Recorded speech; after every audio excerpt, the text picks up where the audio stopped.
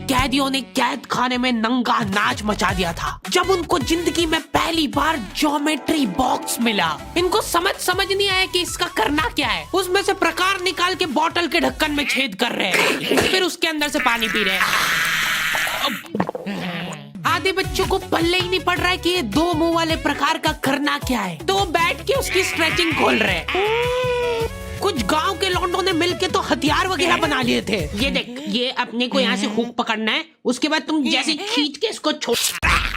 हाँ, हमारे स्कूल में आसपास के गांव से भी बच्चे आते थे। मेरे को बहुत बढ़िया लगते यार ये बच्चे। इनको तुम इनके बैग से ही पहचान सकते हो कि ये तो गांव से, क्योंकि इनके बैग की सबसे आगे वाली जेब में से हमेशा तेल टपकता रहता है। ये लोग लंच के नाम पे एक अचार की चीर और 3 पराठे भर के लाते थे स्टील के डब्बे में, जो रोज लीक कर रहा है। और ये लोग रोज अचार कैसे खा ले रहे हैं। ये लोग स्कूल की बस में ही आते थे, जिसका ड्राइवर था अब्दुल और कंडक्टर रफीक। अब्दुल और रफीक मिलके बसें ड्रिफ्ट करवा देते थे। जान दो, चलो उतर जाओ, आ गया स्कूल। रफीक की स्पेशलिटी थी कि जहाँ से बस निकल ही नहीं सकती वहाँ से भी निकलवा देता था। हाँ, आंदो आएगी, निकलेगी। इतनी जगह में तो 4 बसें पार्क हो जाएंगी। हाँ, जान दो।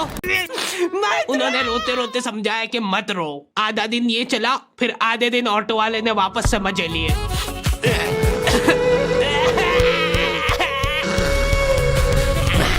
हाँ, बहुत हरामखोर टाइप बच्चे आते थे हमारे स्कूल में। हमारी क्लास के कुछ बच्चों को जने क्या चुल मची कि स्कूल में फोन ले जाते हैं और वॉशरूम में जाके वो फोन में गाने चला के झुंड बना के नाच रहे हैं।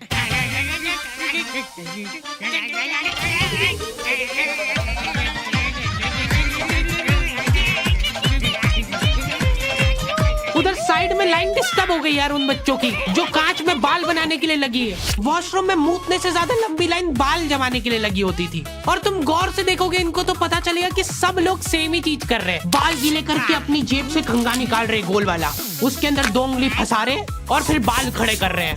कोर्ट कचहरी में मिलेंगे अब। तो अभी तक वो केस चल रहा है और वो चलता ही रहेगा जब तक पापा या चाचा में से कोई मर नहीं जाता।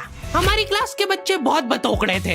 इनके मुंह का थूक खत्म हो जाता था बोल बोल के। अरे देखो, मैंने व्हाट्सएप स्टेटस डाला था उसका हाथ पकड़ के। अब उसको ऐसा लगा कि मेरा स्टेटस सबको दिखता है, पर मैंने सेटिंग्स में जाके स्टेटस सिर्फ उसको विजिबल कर रखा था। लॉन्डो से कुछ भी शेयर करना बहुत रिस्की काम होता है। मेरे को तो अच्छी लगती है यार कंचन। तुमने सिर्फ बोला है कि ये अच्छी लगती है, इधर लॉन्डो ने अफवाह फैलानी चालू कर दी।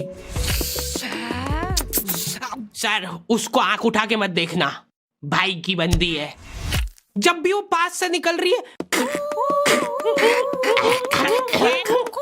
मत करो यार ये हरकत। वो इंटरेस्टेड होगी भी तो भाग जाएगी तुम्हारी हरकतों की वजह से। इतनी ज्यादा बकलोली सहन करने के बाद हमारे क्लास टीचर ने सोचा कि इनका सेटिंग अरेंजमेंट चेंज कर देते हैं। एक लड़का और एक लड़की बैठाएंगे, फिर देखते कैसे बात करते हैं ये। मेरे दोस्तों के पास जो लड़कियां बैठी वो बीच में बैग रख ले रही है ताकि गलती से भी ये दरिंदा उससे टच नहीं हो जाए। इनका तो फिर भी ठीक था, मेरी किस्मत तो बिल्कुल ही घटिया थी।